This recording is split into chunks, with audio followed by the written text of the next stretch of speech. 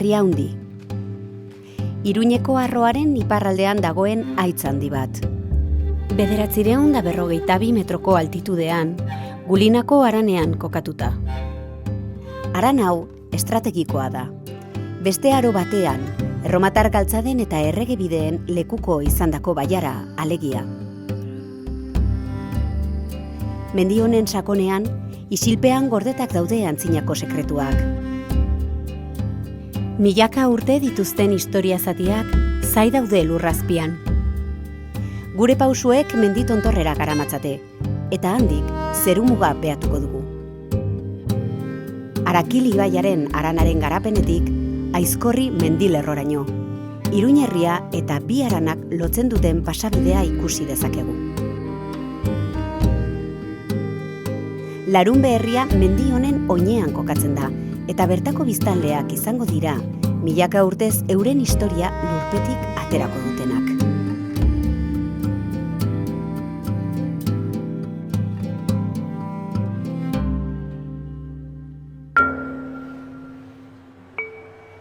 Nosotros nos ponemos en contacto con Aranzadi para mostrarles lo que creemos que pudiera ser una ermita, pero bueno, teníamos ganas de conocer un poco más aquel entorno. Subimos con arqueólogos de Aranzadi y ya desde el primer momento en que llegamos a la cima ya vieron el potencial que tenía por la visión que tenía el sitio. Sin ver siquiera las trazas del muro, ya se dieron cuenta que tenía algo especial aquella cima. Aranzadiko arkeologoak Arriaundiko gailurrera iritsi ginean, lehenengo aldiz hartan, txundituta gelditu ginen. Toki zoragarri bazan, ikusten zan Iruñerri osoa, sakanako sarrera guztia, lautadatxo bat, amildegi bat hegoaldean, eta segitun konturatu ginen toki oso berezi ezala.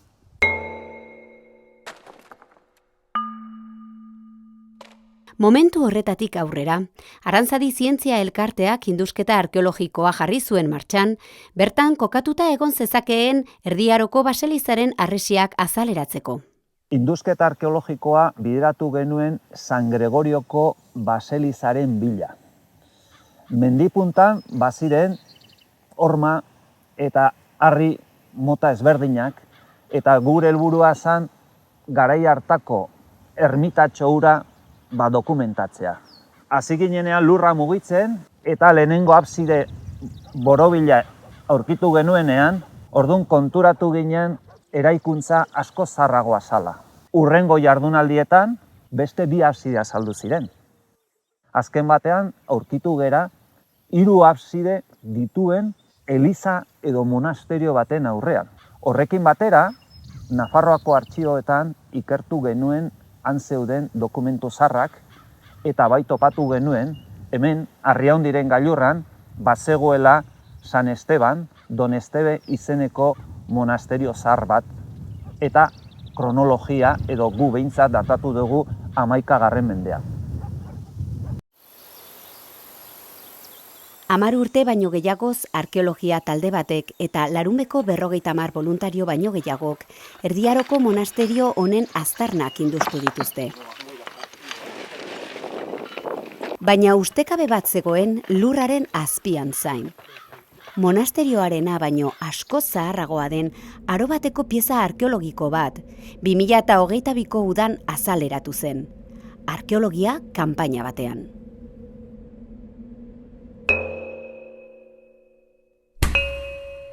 Y ese mismo día encontramos un pozo. Juancho nos dice que uno de los trabajos prioritarios es vaciar el pozo y entonces pues a ello nos dedicamos. Entre las piedras que nos van surgiendo, que vamos retirando de lo que era el interior del pozo, hay una piedra que presenta 2 molduras. A continuación le llamamos a Juancho y al ver la piedra dice, quietos, es un ara, puede ser un ara. Putzu barruan harria ikusi bezain pronto, konturatu nintzen erromatar garaiko harrizko aldare bazala. Hain zuzen ere, ikasle garaian Euskal Herriko Unibertsitatean lehenengo mailan ikusten genituen modukoak. Nere bizitza osoan ez nuen pentsatu halako gauza bat ateako zala nere indusketa arkeologiko batean. Eta hara honek irikitzen digu begirada erromatar munduari, aintzin aroari. Eta horregaitik, Arriaundi, aztarnategi bezala, garrantzia handia hartu du. Zeta, 1000 urteko sinismen erlijioso ezberdinen lekukoa bihurtu dalako.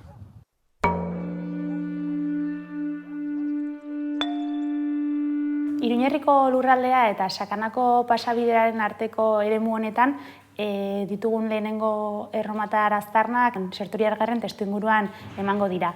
Hala ere, ez da Augustoren erregaldiraren garaira arte izango, benetan lurraldearen antolaketa garrantzitsu bat emango den arte.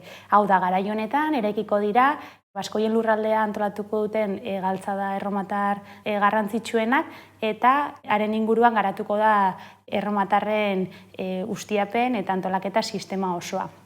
Arriaundiko aztarnategian erromatar garaian topatutako materiala ez da oso ugaria, baina nahiko informazio ematen digu garaian egon zitekeen ohitura edo biztanleei buruz.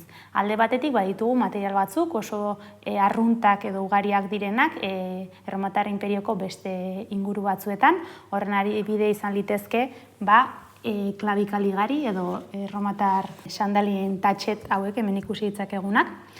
Eta zeramikan ere ikusten duguna da, alde batetik baditugula ekoizpen batzuk oso ohikoak direnak, erromatar inperioko mendebaldean, baterra sigilata izan daiteken bezala, hau izango litzateke larumen topatutako zatitxo bat, eta hemen badugu irudi hau ikusteko nolako izango zen zeramika mota hau. Baina, aldi berean, agertzen zaigu baita ere, beste zeramika ekoizpen lokalago batzuk edo bertakoago batzuk, zeramika arrun Tarrakonen Sakitaniarra bezala izan daitezkenak, hemen hau izango litzatekeena, eta honek adierazten diguna da, bertako errealitatea nahiko anitza izango zela, nahasten zirelako, bai kanpotik ekarritako ekoizpenak eta baita bertakoak ere. Ara edo aldare erromatarrak, normalean, harri zeginak izaten ziren elementuak ziren, eta atal ezberdinez osaturik egon ohi ziren. Alde batetik, badugu gorputza edo kuboa deitzen dena, erdiguneko zonaldea, gainkaldean koroa izaten zuen eta azpikaldean oinarria. Bai koroa eta oinarria zabalagoak izaten ziren gorputzarekin alderatuta. Horretaz gain, gainkaldean sakonune edo zulo moduko bat izaten zuen, fokus deitzen dena, eta bertan egiten zen sakrifizioa. Normalean, oinarritzen zena, ardoa bertara isuriz, edo intzenso modukoren bat erreta bertan. Larunbeko araren ezustekoak ez ziren pieza honen aurkikuntzan bakarrik geratu. Ara edo aldare erromatar hau berreskuratu zuen arkeologia taldea konturatu zen idatzi bat zuela.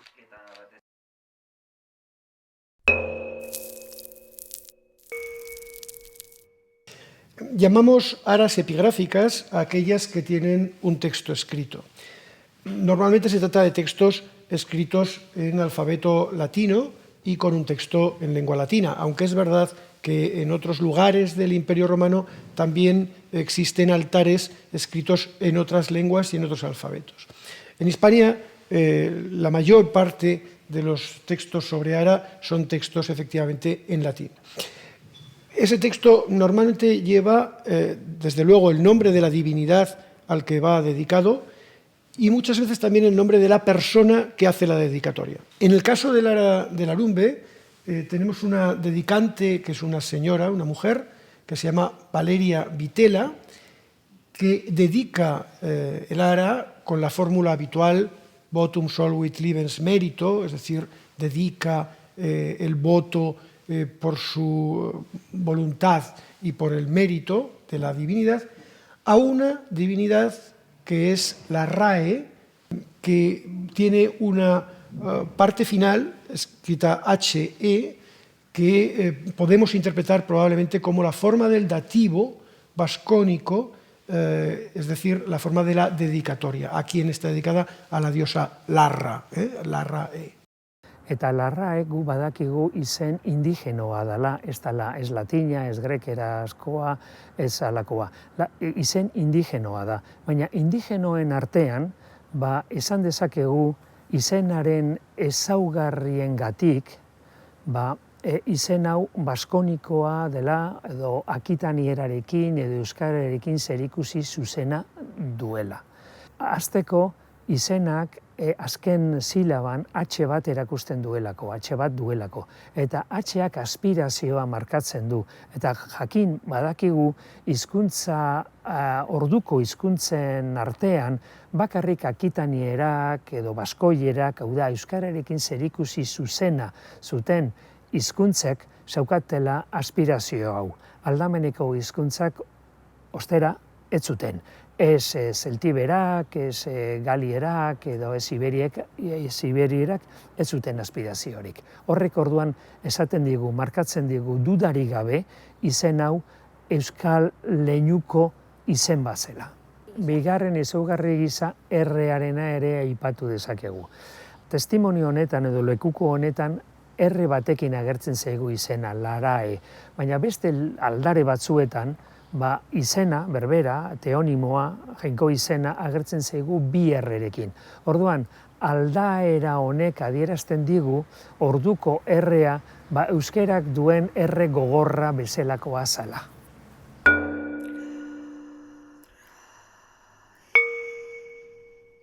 Los romanos no fueron nunca una cultura, digamos, expansionista desde el punto de vista religioso. Ellos tenían su religión, pero aceptaron e incluso incorporaron a su propio imaginario las religiones de muchísimos de los pueblos con los que entraron en contacto.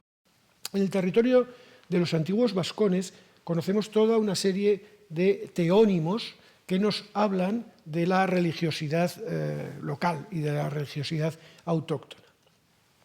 Lo que podemos entender de los teónimos vascones nos lleva a un mundo de creencias, digamos, primarias. Tenemos nombres, como es el caso de la RAE, ¿no?, que nos lleva a una interpretación, pues, de campo, de territorio de labranza, ¿no? Otros, como pueden ser Itzakurrinne o probablemente Lakubegi, estarían relacionados con nombres de animales, es decir, serían probablemente divinidades zoomorfas.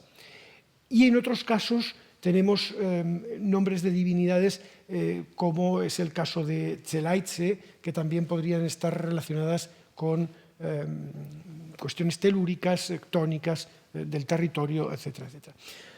Esas divinidades, que eran divinidades esencialmente vascónicas, fueron incorporadas en estos altares a la religiosidad romana del territorio, en un fenómeno de sincretismo religioso que es muy habitual en el mundo romano. La RAE es una divinidad que conocíamos ya por otros altares encontrados en territorio vascón. Lo conocíamos por inscripciones de la ciudad de Andelo, por otra inscripción que conocíamos procedente de Irujo, y en los últimos años se han localizado algunas inscripciones más. La divinidad de la RAE se está viendo que tenía un territorio más extenso de lo que hasta ahora podíamos prever. El lugar donde aparece efectivamente está probablemente ya en los límites de lo que podría ser el territorio patrimonial vascónico y sus vecinos, probablemente bárdulos, ¿no? El testimonio de la Ara, desde luego, nos viene a marcar también ese territorio y nos viene a decir que en esta zona una divinidad vascónica todavía, pues a finales del siglo I, comienzos del siglo II, era una de las divinidades veneradas y a la que se le ofrecían sacrificios. Galdera asko ditugu, ez dakigu zergaitik edo nortzuek bota zuten harrizko aldari hori, larunbeko ara hori, urputzu baten barruan. Zergaitik ez zuten bota amildegitik bera.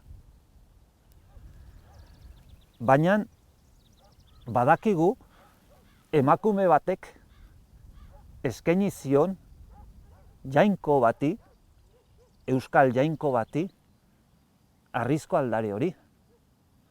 Horrek isladatzen du garaiko sinismen erlijiosoak, emakumearen papera, eta baita ere aurkitu dugu harrizko aldare hau testuinguru arkeologiko batean. eta mendi baten gailurran. Guzti horrek bihurtzen du Arriaundi aztarnategi berezioak bezala. Erroma izan zen mendeetan zehar mendebaldeko Europaren globalizazioa garatu zuen lehen potentzia. Bere lurraldea konkistatuz eta kulturalki kolonizatuz. Gaur egungo errealitatea ezin da ulertu, hizkuntza, zuzenbidea, idazketa, artea, ingenieritza eta beste hainbat arlotan egin duen ekarpenik gabe. Larunbeko harak testu inguru kultural eta politiko hartan kokatzen gaitu. Gure lurraldean garaiaren lekukotasun zuzen berri bat erakutsiz.